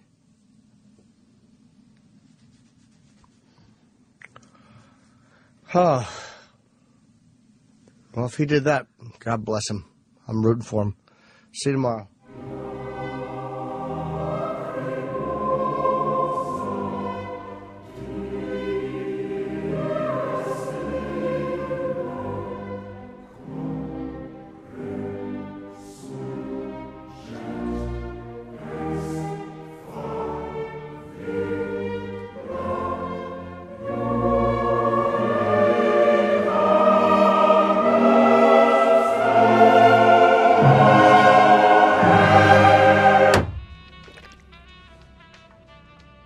Separating art from artist is a go-to phrase for CK fans. Whip this bad boy out and absolve yourself of any internal strife about continuing to consume his work. Simply place art over here, an artist over there, and... yeah! Now, I realise how complicated and divisive this topic is. Navigating this discussion at this point in the video series makes me feel like an exhausted sloth wandering into a professional game of paintball, so give me a bit of leniency here. But it is obviously situational. You may want to consider the severity of the artist's crimes and whether the artist is still alive. I mean, what anti-trans organisations are they directly funding through their work? Has the artist atoned for their behaviour, or do they deny doing anything wrong? Then there's questions about the art itself. Was it made by a single individual or a group of people? Did they write it or star in it? Should we not watch Coraline because it's based on the novella by Neil Gaiman, even though it was written and directed by Henry Selick? Gaiman was barely involved, and it took hundreds of people, including 20 plus stop-motion animators, to bring it to life. At which point is an artist's work no longer their own? Then there's more questions. How abstracted is the art from the artist? How clearly can their behaviour or beliefs be seen in the art they make? This, in my opinion, is a dangerous argument. Perry Hotter, for example, is abstracted from the life of J.K. Rowling, but her beliefs are still present. They are simply obscured, which means we're more at risk of internalising her bigotry because we're not thinking as critically when we watch it. Salvador Dali's paintings appear detached from the horrors of his life, yet the dreamlike imagery still alludes to his misogyny, cruelty, and Hitler sympathies. Besides all the hefty symbolism, maybe he kept painting burning giraffes because he was sociopathically cruel to animals. This is further complicated by the fact that almost all mainstream art has become mainstream because it intentionally reaffirms societal hierarchies, which is probably why virtually all the people you're seeing here are men. Not to be the we live in a society guy, but we live in a society. Look deep enough into any piece of art and you'll find associations with someone or something horrible. Spy Kids all the time in the world! No! And also Lord of the Rings. Fuck. The last time someone got enough points to get to the good place was 521 years ago. It's all so deeply grey, a sliding scale of hugely variable factors calibrated to each individual's particular morality. But I do think we can still at least roughly decide where CK sits on this spectrum, which leads us to the big question. Can we separate the art of Louis CK from Louis CK? Despite everything I just said, the answer, in my opinion, is quite clearly no. I mean, you could make a strong argument that CK's work and life were more entangled than any artist in the history of the world. His show was called Louis. He also ticks every box on the problematic checklist. He is still alive and working, his behaviour was severe, he never apologised properly or tried to make amends. He had authorial control over his work, almost all of which featured him playing a version of himself where he dedicated large chunks of time to discussing the very thing he was cancelled for. Yeah, separating art from artist is subjective, but CK feels like a rare case where it clearly can't be done. Let's bring in our next guest, comedian Louis C.K., whom some might describe as an aficionado of masturbation, a man who is well known for being a prolific masturbator, who even brags about it. Is that fair to say, Louis? Yeah, that's fair. So why do so many fans say they can, as if it's a simple exercise? Well, because they're fans. And they haven't thought about it at all. Let's remember, separating art from artist is easy. It's a straight line, a clean cut. You don't need to change your behavior or think about the person making it. Just keep going about your business, safe in the knowledge that none of what the artist ever did or said or thought or felt penetrated their artistic endeavors. After all, art has no owner. Art just is. Linking art and artist, however, is a mess. It's a never-ending struggle to understand how all the beliefs and thoughts of the artist bled into their work. It forces you to accept there were parts of the art you wouldn't or couldn't see because you didn't understand the artist making it. It means thinking about how the art has influenced you in ways you may not fully understand, which can be painful to admit. Love is an illusion, and happiness is fleeting, and there's no such thing as God, and all your favorite musicians beat their wives. Allegedly. As we've seen in the YouTubers section, many would rather avoid this work. Podcasters and commentators continue to laud his genius while his behaviour is ignored and forgotten. I don't think it's coincidence the ones who advocate hardest for the art-artist separation know the least about what he did and use the little they do know to excuse or justify his behaviour. Some people have tried to take away Louis' legendary status ever since he got in trouble for the whacking incident, and that's a load of horse shit. Just because you did some weird stuff in your past does not take away from the body of work that existed before the public exile took place. It's funny how a common theme amongst the people on this list is that they're all torn and tragic in their own way. I guess that's what makes them notice the funnier, weird things in life. It's worth noting, this is an argument CK is actively engaged in. He spends a great deal of his latest podcast tour humble bragging about his genius. He becomes a mentor figure to the pod racers, talking at length about his philosophy on comedy, while hiding his ego behind a gossamer thin veil of humility. Laughs that feel different, because they came after discomfort or after confusion, instead of just I've been like, at this you know, 50 years. I feel I'm in a comedy master's school. class. So you should do a master's class. I mean, I'm gonna repeat a compliment I got. Was from Chris Rock, and he said to me that I'm like Thor, because what I'm doing is it's not mysterious. I've got a huge hammer and I'm just destroying shit. Yeah.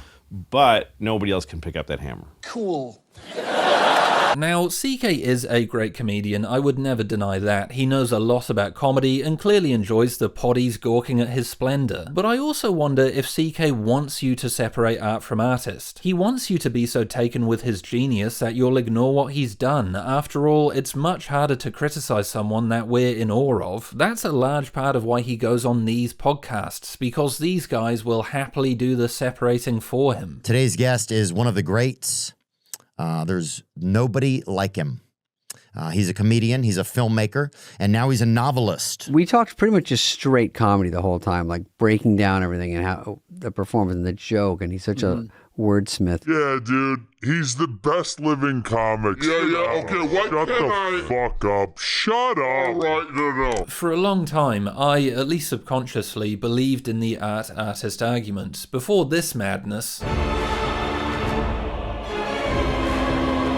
this channel was focused on analysing comedic techniques. In my head, this gave me a pass to talk about comedians like Louis because my videos were academic. I wasn't casting moral judgments or commenting on their behaviour, simply discussing the mechanics of their material. What I was actually doing, by definition, was separating art from artist. I was elevating CK's talent over his abuse. I was saying it's okay to keep consuming his work and telling my audience to do the same, so long as we had our monocles on when we did so. And because I had accrued a subscriber base who thought the same way, I was left unchallenged. All the people that were hurt or objected to what I was doing left quietly, knowing how much hate they would receive if they said something. I told you I had a lot in common with Podcast Cringe. Neil, Bella, I was wondering if you guys consider your art political. Well, I think we live in a strangely algorithmic and divided world right now. And so as artists, I'm always interested in doing things that are apolitical? People like me, oblivious, straight, predominantly white men, have the luxury of not thinking about this stuff because it doesn't affect us. And when we choose not to think about it, or as Neil says, make work that is apolitical, we prop up the dominant cultural systems at play. I thought I could keep consuming CK's work without commenting on his behaviour. What I was actually doing was platforming an abuser, and condoning his abuse by not talking about it. I did it by not thinking about it, and I got away with it by not thinking about it. This mindset is shared by a lot of men like myself. I have a lot of mates who still watch CK's content. They've watched all the parts of these videos and sent me some really lovely messages about how it's changed the way they think about Louis and comedy. After a few minutes, however, they'll admit they still think CK is the greatest of all time, and although they really don't agree with what he did, they're going to keep watching his stuff. They've even booked tickets to his show, and what are they supposed to do? Not go? Yes! There's this deep-rooted entitlement, an assumption they don't have to change, and they're not even doing anything wrong. I really want to challenge this mindset because it's possibly the biggest reason CK continues to have an audience. The people coming to CK's shows aren't a bunch of anti-woke trolls screaming his innocence from the hilltops. They're regular people who care, just not enough to change. We're with you, yeah, so long as we don't have to grow or change or stop watching this thing we really like or really do anything in any way. But you got it, yeah. You got it. You only need to look at Kanye to see the apathy some fans have towards the transgressions of an artist. Kanye's infractions are larger than life, pantomime horrid. Yet less than a year after dropping HH, his tour dates sell out within minutes. Thankfully, he was blocked from entering the UK. If only the British government would do something about the pedophile living in the castle we fucking pay for, but it shows many people don't believe they have a responsibility when it comes to consuming the art of terrible and deeply mentally unwell people. If one more comedian says, yeah, R. Kelly is a sex trafficking pedophile, but Ignition is a fucking banger, I will lose my mind. Jared Carmichael made that joke in 2014. Maybe we have grown a bit since then. As someone who felt entitled to keep watching CK and has spent the last 2 years doing a slow and very elaborate U-turn, why do you automatically get to consume the content of someone you know is so abusive? Many people don't get to engage in the art versus artist argument because it's too painful. Louis or someone like Louis has done something to them or someone they know, and when they look at them, all they see is the damage and trauma they caused. To even have a choice comes from a place of privilege. As Jessica Hewen said, for someone to come up to me and say, I don't agree with Chris Brown beating Rihanna, but I'll still support his music, usually, but not always, tells me a lot about someone's personal history and attitude towards domestic violence. CK's fans need to recognize this. Believe it or not, you have a choice. You don't have to see Louis, you are not entitled to his comedy. Why do you find it so easy to disregard the pain of others? You know, I think everybody lives with a certain amount of hypocrisy. And this is the amount that I've allocated for myself. A handful of other people have said they will no longer support CK financially, they will not attend his shows or pay for his work, while conceding they may still illegally download his specials and keep watching his stuff. But don't worry, I'll never give him another dime. Sorry about that. This is ignoring the deeper problem. If you keep watching his stuff, even if you torrent it, you're allowing his philosophy and perspective to continue into the conversations you're having and the jokes you're writing. You're allowing him to have presence within your mind and the culture, and that has always been any artist's real power. You're also having an influence anyway. I mean, why did Netflix decide to give CK another special? Because Netflix reflects the culture. They famously used to track illegal torrents to determine which shows to add to their platform. They will also be well aware of how many eyeballs his podcast appearances pull in. Watching the free or very free stuff may seem harmless. It may even feel like a middle finger to its creator, but it also boosts that content, which makes it desirable for bigger platforms, which snowballs into where we're at now. Am I saying torrenting CK's work is as bad as watching him live or on Netflix? No, all I'm saying is the only way to stop supporting an artist is to disengage from their work entirely. The fact that I thought it wasn't my problem is the problem. Like, that's exactly the problem, is that everybody was treating this like it wasn't their problem. Maybe you're feeling a little flustered because you went to one of his shows or his book is staring at you from the shelf. Maybe you agree with what I'm saying, but a tiny voice in your head has already decided you're going to ignore this bit. I think it's really important to say this because it would have helped me a lot when I was in your position, and this isn't a personal attack. I am not giving you the bell of shame. I am not condemning your personhood. I am simply saying what you are doing is not okay. You are part of the problem. The biggest thing that normalizes abuse and allows CK to continue getting away with what he's done isn't passion, but apathy. You are the silent majority, the shrugging masses at the center of CK's success. You cannot separate the art from the artist, especially in a capitalistic society. Because if you engage with the art of an artist whom you do not like, you are spending money on them, which they receive and they can use to continue to fuel their hate and their bigotry, etc. And you're giving them clout, you're giving them a platform, you're promoting them, you are sharing them. This isn't just about your relationship to them, because again, we live in a capitalistic system. You give them money, they use that money. You show interest in their art continues and it spreads to a wider audience. It's interesting the art-artist argument only rears its head when the artist has done something wrong. The rest of the time, we adore seeing the artist reflected in their work. We are fascinated by how they made it and how their experience informed it. Many pieces of great art are great because the artist was able to translate something deep within themselves onto the page or screen or canvas or stage. That's why CK was so celebrated. He was his art. When people start squawking about separating art from artist, it serves as a reminder to do the opposite. We should assume the artist's perspective is embedded within their work because that is what art is. And yes, when we are given a piece of art, its meaning changes. We develop our own relationship with it, and it takes on meanings the creator didn't intend. But the idea we can cut Louis or any artist out of their work entirely feels totally insane to me. An artist gives all they have to the art, the whole. Your strengths and deficiencies, your loves and shames.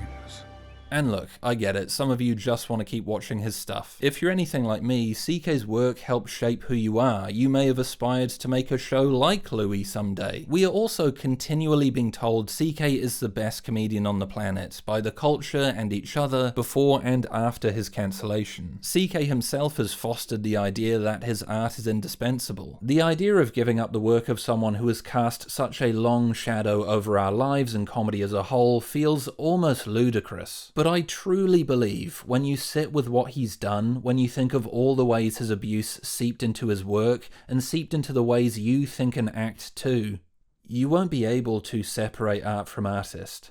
You won't want to. You'll want to stay as far away from his influence as you can.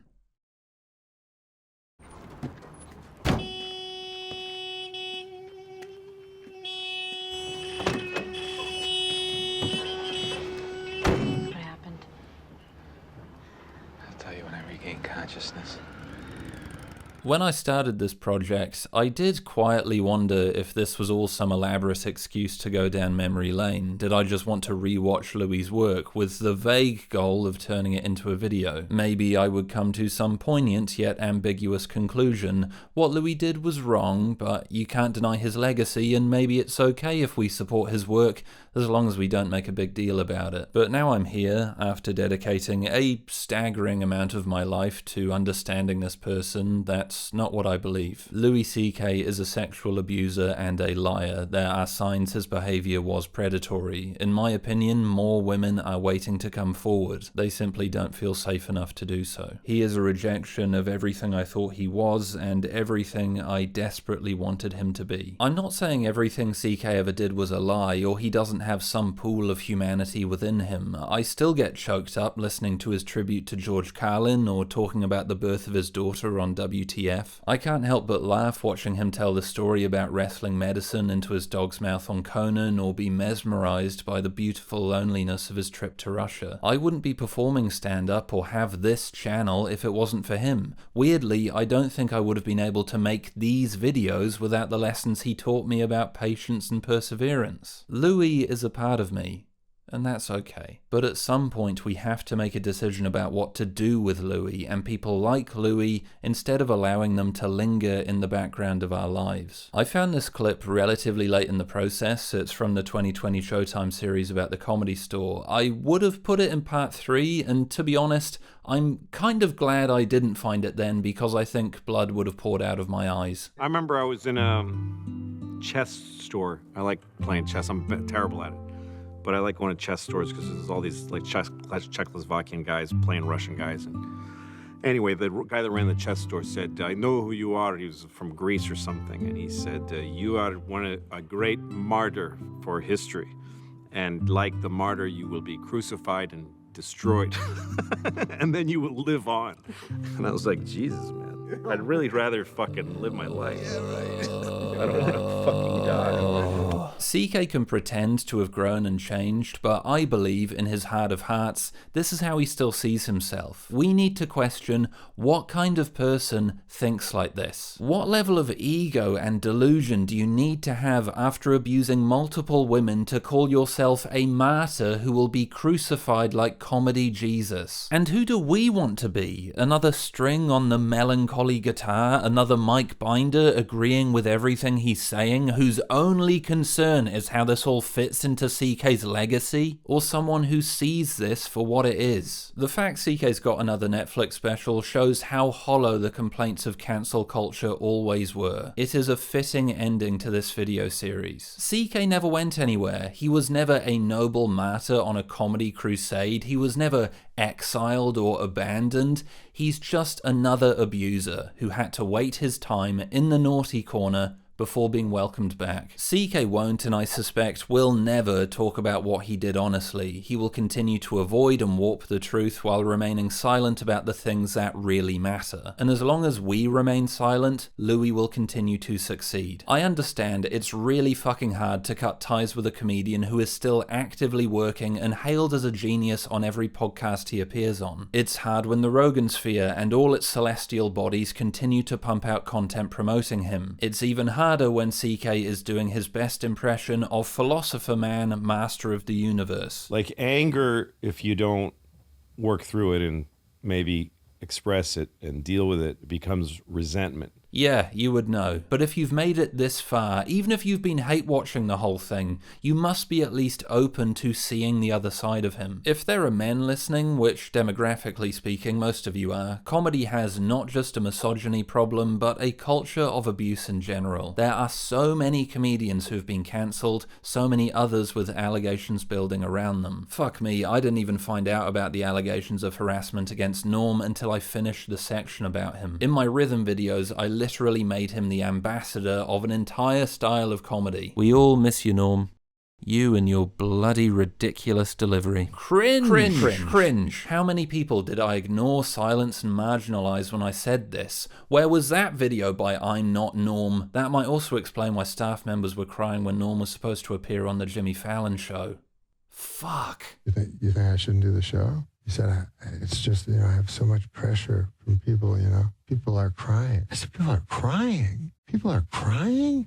He said, yeah. He said, my senior producers are crying. Good Lord. I go, well, bring them in and let me talk to them. I don't want to make people cry. I didn't even know I had the capacity to make people cry. There are still people working in comedy who are the subject of open secrets. There are still people who work in comedy that we can't name because, again, of the threat of lawsuits. And there are still people working comedy who people will say, oh, we don't send young women into their dressing rooms. Now, at that stage for me, that you should be sacked. At some point, we've got to confront the fact we don't know these men, and when we idolize them, we not only risk being unable to see who they really are, but carry forward a misogyny and close-mindedness we've frankly had the luxury of not being aware of. For so many people, comedy is dangerous, fraught with obstacles, bias, power imbalances, and abuse. So many comedians' jokes are veils for their own bigotry and behavior. And when we consume comedy uncritically or carelessly, we're at risk of creating an environment that continues to be unsafe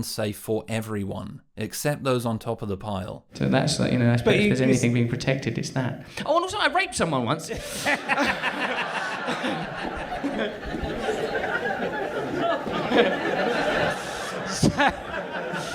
But yeah, you know, you've got the insecurity. I killed her after.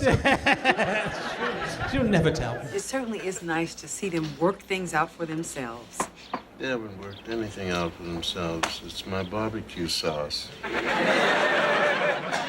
Your barbecue sauce. My barbecue sauce. Haven't you ever noticed after people have some of my barbecue sauce, after a while when it kicks in, they get all huggy-buggy? And she got really drunk and she fucked me.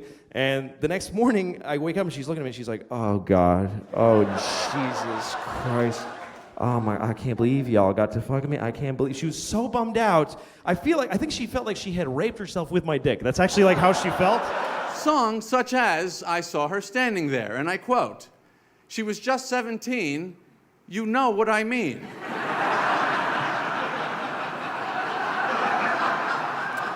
I'm not sure I do know what you mean, Sir Paul. I think I know what you mean.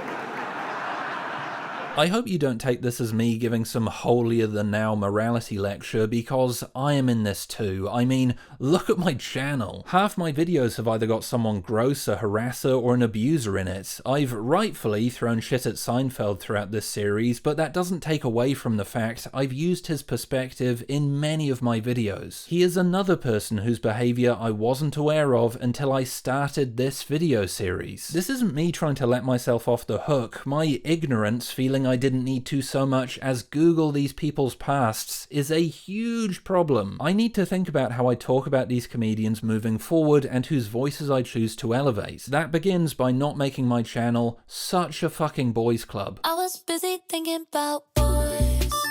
The only video I've made which isn't focused on a straight man is this review of Ali Wong. That is piss. What do I do with these videos featuring people whose behaviour I now realise is disgusting? Do I leave them as an artifact of my past, or take them down and remake them? These aren't simple fixes. Addressing these problems means completely unravelling what we think comedy is and who we think it can come from.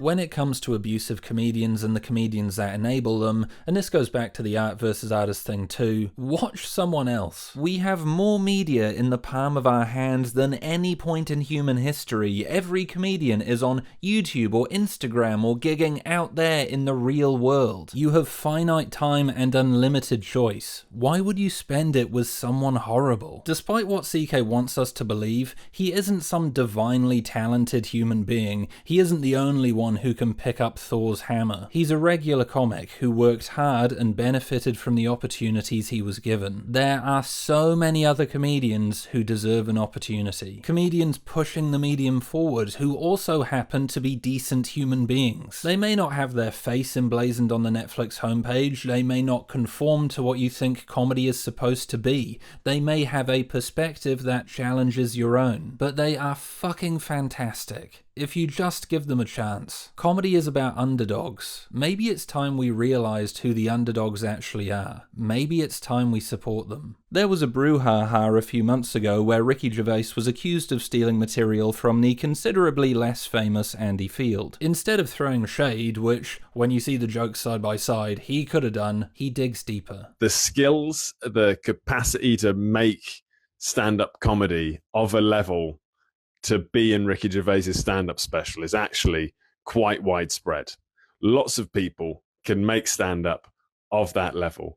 There's not space in the public consciousness for that many successful comedians, but there are that many talented people out there. So if you're a big Ricky Gervais fan, but you don't go to your local comedy club, or you don't check a bit more grassroots, bit closer to home, maybe you should, because there's loads of people out there doing so much great stand-up that wouldn't be out of place on a Golden Globe winning stand-up special. Adding a dash of realism to proceedings, this YouTube channel is a business. As much as I would love to never talk about the Riyadh creeps and Rogan Sphere dweebs, I would be broke within a month. These guys get views. Why else do you think channels like Podcast Cringe continue pecking away at Joe Rogan's meaty dome? Is it because they've been shaken by the latest revelations? Joe Rogan's not as smart as he thinks. No way! Or because they're a stable stream of revenue. To say I will never talk about these comedians or CK won't rear his head on this channel again would be disingenuous. But rest assured, when I do talk about them, it will be through the most critical lens. I will also take huge amounts of care to justify the pain and trauma they bring up. And I know, talking about comedy in this way makes it a little less fun and a little less funny. Making these videos, I've had the nagging feeling I shouldn't be talking about this. That calling out Louis or talking about comedy in this way makes me uncool or lame. That Shane Gillis will call me an ironic slur and kick me out of the cool group. And it's taken me this long to realise I don't want to be part of that bullshit. If calling out sexual abuse or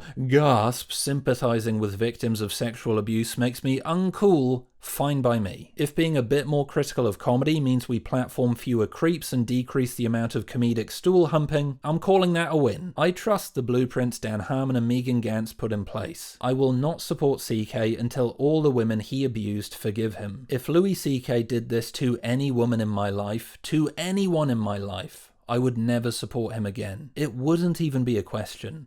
Why is this any different? Do you remember the last time I saw you and you asked me if I thought you were a good person deep down? Do I remember that? Yeah, vaguely. You really caught me off guard. I didn't know what to say. Well, do you think I'm a good person? Deep down? That's the thing. I don't think I believe in deep down. I kind of think all you are is just the things that you do. Well, that's depressing. Oh, okay. When I left home to go to uni, I was at a real low point. I was isolated, lonely, intensely depressed and anxious. That's when I found Louis. When I heard him talk about the dark, miserable things inside himself, the darkness within me didn't feel so heavy. He said these things didn't define me. He said I wasn't broken. He helped me cope at a really precarious time.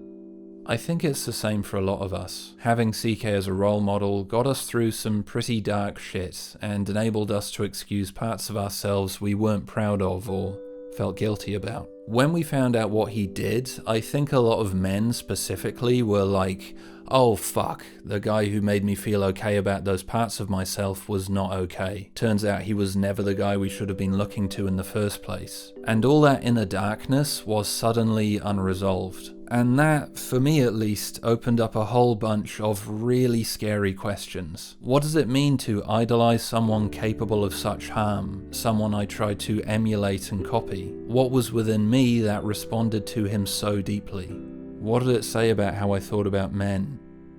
What did it say about how I thought about women?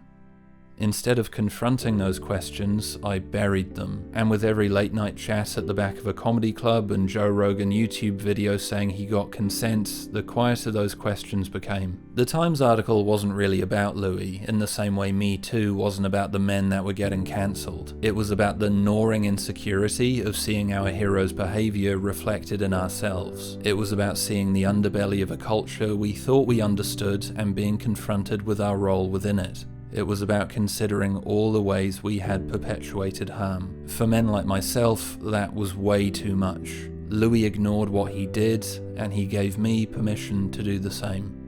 For those hoping for an easy resolution, I can't offer it to you. Louis CK will continue to work and breathe and have a presence within our culture. He will continue to release books and specials and have a horde of fans who mock and sneer and howl and sigh when you engage with his behaviour seriously. Our relationship with him will need to be constantly renegotiated as he continues to exist within this space. But hopefully these videos have provided some reassurance that there are people just as conflicted and confused as you. And there are a lot of people who see him for who he is. Maybe this is a pipe dream, but perhaps these videos could lead to conversations that acknowledge the way we see ourselves as men who consume, perform, and engage with comedy. Men who laugh and joke around. Maybe we can hold conversations without shutting each other down, being upfront, honest, and open to change. Not being ashamed to ask our girlfriends or partners for advice. Not feeling shame for not having the answers. Maybe it will make us reconsider how we hold ourselves and the people around us accountable for the way we talk about and treat women, and how we can continue to make comedy a welcoming space for everyone. Maybe now is an appropriate time to add, my girlfriend helped me a lot writing this section.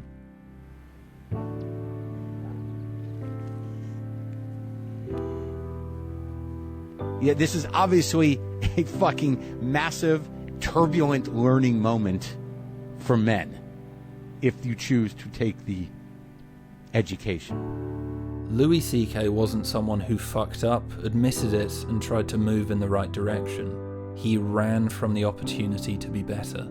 And as long as he continues to run, his work will sit in a stagnant pool, fetid and unresolved. I loved Louis, but it's time to move on without him.